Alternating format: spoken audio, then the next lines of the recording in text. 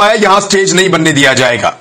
फैजाबाद में जो स्टेज बन रहा था, ऊपर से हुक्म आया है, ऊपर से रावलपिंडी पुलिस को, परवेज इलाही के भी ऊपर से, राणा सनाउल्लाह के भी ऊपर से, शहबाज शरीफ के भी ऊपर से, बहुत ऊपर से हुक्म आया है कि यहां पे स्टेज नहीं बनने दिया जाएगा।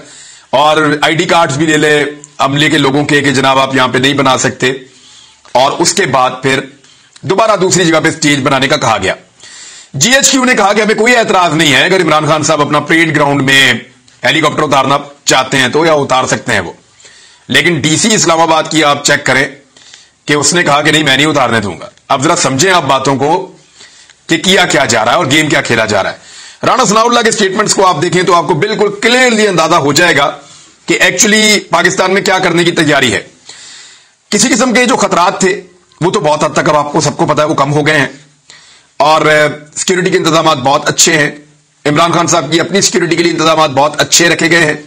स्टेज का और आवाम का फासला भी आम लोगों से रखा गया है ताकि अगर इमरान खान साहब के बारे में कोई खदशात है तो लोग महफूज रहें। बहरहाल अब ऐसी कोई चीज होगी नहीं, क्योंकि अब सिचुएशन काफी हद तक बदली है। और पहले तो कोई इस तरह के मामला थे कि सिचुएशन को खराब करके उससे फायदा उठाने वाले लोग मौजूद थे, लेकिन अब उसका भी कोई फायदा नहीं है कि सिचुएशन को खराब किया जाए, बल्कि अब पाकिस्तान की एजेंसी, पाकिस्तान की पुलिस और पाकिस्तान के इदारे जो हैं उनको ज्यादा जोर लगाना चाहिए इमरान खान साहब की हिफाजत के ऊपर, और लगा भी रहे हैं। तो इमरान खान साहब की हिफाजत की जिम्मेदारी उनकी पार्टी ने, पंजाब पुलिस ने, पंजाब की हुकूमत ने और पाकिस्तान की एस्टेब्लिशमेंट ने मिलकर उठानी है। वफाकी हुकूमत की भी जिम्मेदारी है, लेकिन राणा सनाउल्लाह साहब डराने के अलावा और कुछ नहीं कर रहे।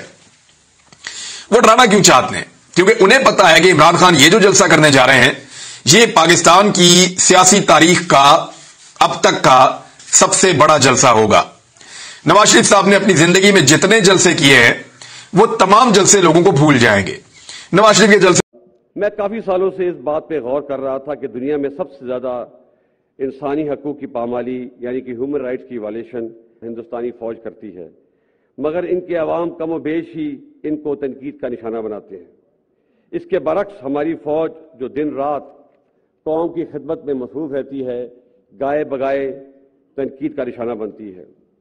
मेरे नज़दीक इसकी बड़ी वजह 70 साल से फौज की मुख्तलिफ सूरतों में सियासत में मुदाखलत है जो कि गैर आइनी है। इसलिए पिछले साल फरवरी में फौज ने बड़ी सोच और विचार के बाद फैसला किया कि आइंदा फौज किसी सियासी मामले में मुदाखलत नहीं करेगी।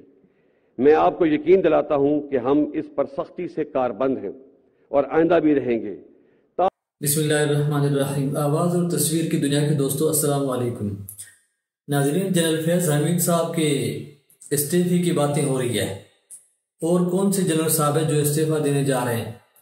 दूसरी बात यह है कि इमरान खान साहब रावलपिंडी कल पहुंच रहे और उनके स्टेज को किसने रोकने की कोशिश की। कल 26 तारीख को क्या बड़ा कुछ होने जा रहा है। सबसे पहली बात यह है कि एक्सप्रेस ने आज ये खबर दी है कि जनरल फैज़ हमीद साहब इस्तीफा देने का सोच रहे हैं। वो ये सोच रहे हैं कि अप्रैल में रिटायर होने के बजाय अभी कबल अज वक्त इस्तीफा दे दिया जाए। इसके पीछे वजूहात क्या हो सकती है, अभी तक ये प्रॉपर चैनल से या ऑफिशियली कन्फर्म नहीं है। उसके बाद जनरल अजहर अब्बास साहब का भी जो न्यूज़ पे चल रहा था कि वो भी इस्तीफा देने जा रहे हैं। वो इस्तीफा क्यों देने जा रहे हैं? वैसे अगर आप देखें असूलन तो नंबर जो सेकंड पे थे वो जनरल अजहर अब्बास साहब थे। आसिम मुनीर साहब 27 को रिटायर हो रहे थे। अगर इसको रिटेन न किया जाता, इसको 29 से अगर इसको देखा जाता तो ये रिटायर्ड थे। अगर ये रिटायर थे तो उसके बाद साहिर शमशाद साहब और उसके बाद जनरल अजहर अब्बास साहब है। उनका जो है एक प्रॉपर अगर आप देखें तो नंबर अजहर अब्बास साहब का सेकंड था, लेकिन क्योंकि हुकूमत ने आसिम मुनीर साहब को रिटेन कर लिया, जैसे आसिम मुनीर साहब को रिटेन किया तो अजहर अब्बास साहब पीछे चले गए। तो जाहिर बात है, पहले भी आपने देखा होगा कि आर्मी में ये असूल है कि अगर आप किसी जनरल को सुपरसीड करें, मतलब सीनियर को छोड़ के आप जूनियर को लगाएं, तो सीनियर उसको सल्यूट करने के बजाय रिजाइन कर देते थे। लेकिन यहाँ पे जिस आदमी की हक तलफी हुई, ये नो डाउट कि आसिम मुनीर साहब एक बड़े कॉम्पिटेंट आदमी हैं, लेकिन अजहर अब्बास साहब जो इस्तीफा देने जा रहे हैं उसकी मुमकिन वजूहात यही हो सकती है कि आसिम मुनीर साहब को रिटेन करके अजहर अब्बास साहब का जो सेकंड पोजीशन थी उसकी थर्ड पे ले गए। जब वो थर्ड पे चले गए तो रेस से बाहर हो गए। اس لیے ممکنہ وجوہاتوں میں سے ایک یہ بھی ہو سکتی ہے۔ دوسری بات یہ کہ عمران خان صاحب راولپنڈی جا رہے تھے، عمران ریاض صاحب کی ویڈیو آپ نے دیکھی، تو وہاں پہ ان کا جو سٹیج بننے جا رہا تھا اس کو روکنے کی کوشش کی گئی، اور سٹیج کو جو جس مقام پہ بنایا جا رہا تھا وہاں سے اس کو ہٹا دیا، کسی اور مقام پہ بنایا جا رہا ہے۔ اس کے ہٹانے کے پیچھے کون ہو سکتا ہے؟ رانا ثناءاللہ کے اندر تو اتنی پاور نہیں کہ پنجاب حکومت کے اندر آ کے وہ مداخلت کریں، جبکہ دوسری طرف آپ نے سنا کہ قمر جاوید باجوہ صاحب پہلے کہہ چکے ہیں کہ ہم فروری کی بات سے نیوٹرل ہیں۔ اگر یہ لوگ نیوٹرل ہیں، حکومت کی اتنی پاور نہیں ہے، تو اس کو ہٹانے میں کس کا کردار ہے؟ یا تو پرویز الہی ڈبل گیم کھیل رہے ہیں، لیکن پرویز الہی بھی ان کے سامنے نہیں ٹھہر سکتے، عمران خان کے سامنے نہیں ٹھہر سکتے۔ ان کو بھی پتا ہے کہ اس وقت عوام اور عوامی پریشر کس سائڈ پہ ہے۔ اس سٹیج کو رکوانے میں کس کا ہاتھ ہو سکتا ہے؟ یہ ہاتھ اصل میں برائی کی جڑ ہے۔ یہ ہاتھ ڈھونڈنا پڑے گا کہ یہ جو ہر جگہ آ کے جو فساد کریٹ کرتا ہے یہ کون ہے، کیونکہ آرمی تو اپنے آپ کو نیوٹرل کر رہی ہے، اسٹیبلشمنٹ اپنے آپ کو نیوٹرل کر رہی ہے۔ اگر وہ نیوٹرل ہے تو مان لیتے ہیں، لیکن دوسری طرف رانا ثناءاللہ کے وہاں پہ اس کے اختیارات نہیں ہیں، اس کے حدود نہیں ہیں، تو پھر یہ کون کر رہا ہے؟ اب آپ دیکھیں کہ آرمی اگر اپنے آپ کو نیوٹرل کہتی ہے، اسٹیبلشمنٹ اپنے آپ کو نیوٹرل کہتی ہے، تو اس کا آسان سا حل ہے۔ اعظم سواتی صاحب کو ننگا کیا گیا، اس کی ویڈیوز بنائی گئی، شہباز گل صاحب کو ٹارچر کیا گیا، جمیل فاروقی ہو گیا، اس طرح کے باقی لوگوں کو پکڑا گیا، ٹارچر کیا گیا۔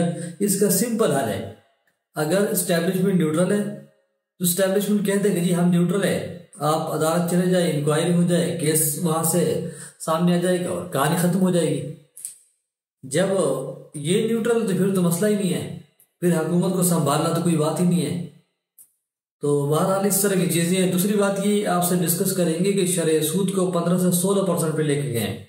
اس کی بڑی وجہ یہ ہے کہ حکومت سے مہنگائی کنٹرول نہیں ہو رہی، شرح سود کو بڑھا کے مہنگائی کو کم کرنے کی کوشش کی جا رہی ہے۔ دوسری بات یہ ہے کہ فائنینشیل جو ایئر ہے وہ دسمبر تک جو ہے نا آدھا ہو رہا ہے، تو حکومت کے پاس اتنا سرمایہ نہیں ہے دکھانے کے لیے، کیونکہ سرمایہ آئی ایم ایف کو دکھائیں گے تو آگے جا کے آئی ایم ایف بھی ان کی کسی بات پہ یقین کرے گا، کیونکہ ابھی تک اس نے مذاکرات جو ہو رہے تھے ان کو دوبارہ معطل کر دیا ہے۔ تو اب آپ دیکھیں کہ حالات کس طرف جا رہے ہیں۔ مہنگائی 12 اور 13% سے اٹھا کے 26-28% پہ چلی گئی ہے، ہر چیز کی پرائسز ڈبل ہو گئی ہیں۔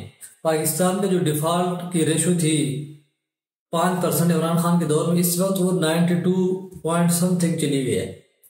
تو ملک اس وقت کرائسس میں، ملک ڈیفالٹ کی طرف جا رہا ہے، لیکن حکمرانوں کو کسی بات کی پرواہ نہیں ہے، وہ چین کی بانسری بجا رہے ہیں اور دورے کر رہے ہیں، کبھی ترکیہ، کبھی مصر، کبھی کدھر، کبھی کدھر، کبھی برطانیہ۔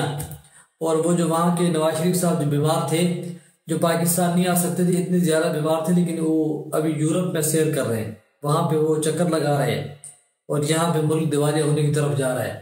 اسحاق ڈار جو جس کو بہت بڑا یہ سمجھتے تھے کہ یہ آ کے جناب اعلیٰ دن کا چراغ رگڑے گا اور یہاں پہ سارا کچھ جو ہے دودھ اور شہد کی نہریں بہنا شروع ہو جائیں گی، ان کو اندازہ ہو گیا کہ اسحاق ڈار کچھ بھی نہیں کر سکتا، اسحاق ڈار کی بس کی بات ہی نہیں ہے سارا کچھ سنبھالنا۔ تو بہرحال دیکھیں کیا ہوتا ہے۔ اجازت دیجیے اگلی ویڈیو تک، اللہ حافظ۔